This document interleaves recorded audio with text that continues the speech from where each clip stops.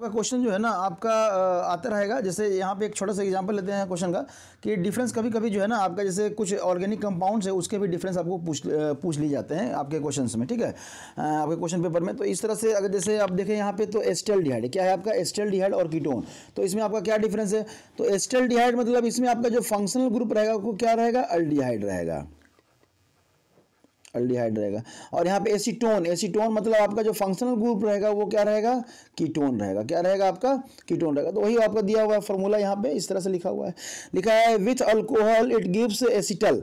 Alcohol के साथ अगर हम लोग इसको रिएक्शन करवाएंगे तो क्या देगा, एसिटल देगा।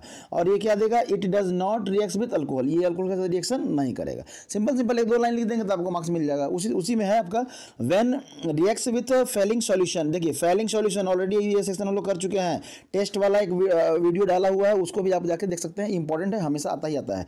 It gives red precipitate, aldehyde का, जिसमें हम लोग वहां पे देखे थे कि अल्डिहाइड का ही टेस्ट करते हैं, किससे, फेलिंग सॉल्यूशन से। और आपका बहुत सारा टेस्ट किए थे, टॉलिंग टेस्ट किए थे, फेलिंग टेस्ट किए थे, सब करके तो ये रेड प्रेसिपिटेट देता है। लेकिन ये जो कीटोन है वो नहीं देता है। क्या है, कीटोन आपका नहीं देता है।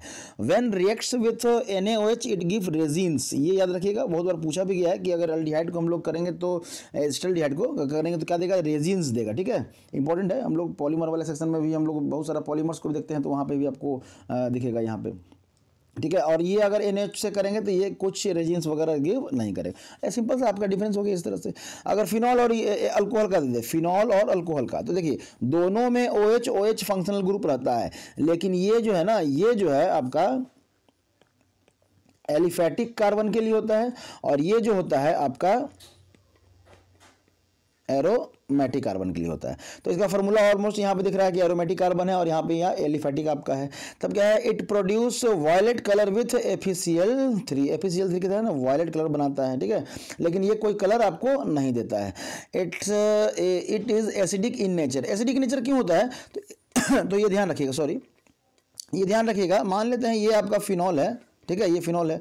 अब ये क्या है ना कि H+ अगर गिव कर दिया, H+ अगर दे दिया तो यहाँ पे क्या हो गया, O- हो जाएगा और प्लस H+।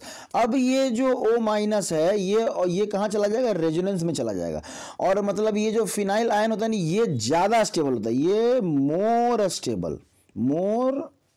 क्यों, ड्यू टू रेजोनेंस, रेजोनेंस, ठीक है, रेजोनेंस के कारण ये क्या होता है, स्टेबल होता है। समझ में आ रहा है।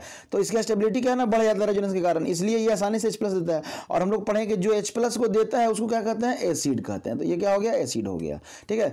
अल्कोहल क्या है कि it is neutral in nature, अब देखिए अल्कोहल जो है ना आपका ऑलमोस्ट न्यूट्रल रहता है, लेकिन आप रिएक्शन में जब पढ़ते हैं ना तो उसका एसिडिक नेचर भी पढ़ते हैं, बेसिक भी पढ़ते हैं और न्यूट्रल भी पढ़ते हैं एज होल। लेकिन जो कैरेक्टरिस्टिक्स जो हम लोग जनरल लाइफ में, डेली लाइफ में जो हम यूज करते हैं वो क्या होता है, न्यूट्रल। अल्कोहल को क्या मानते हैं हम लोग, न्यूट्रल मानते हैं। तो इस तरह से अगर क्वेश्चन पूछे आपका इस तरह से तो आप आंसर कर सकते हैं, नॉर्मल है।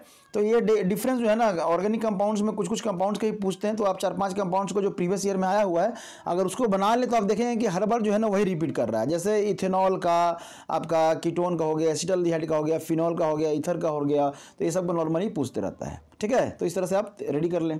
चलिए, थैंक यू।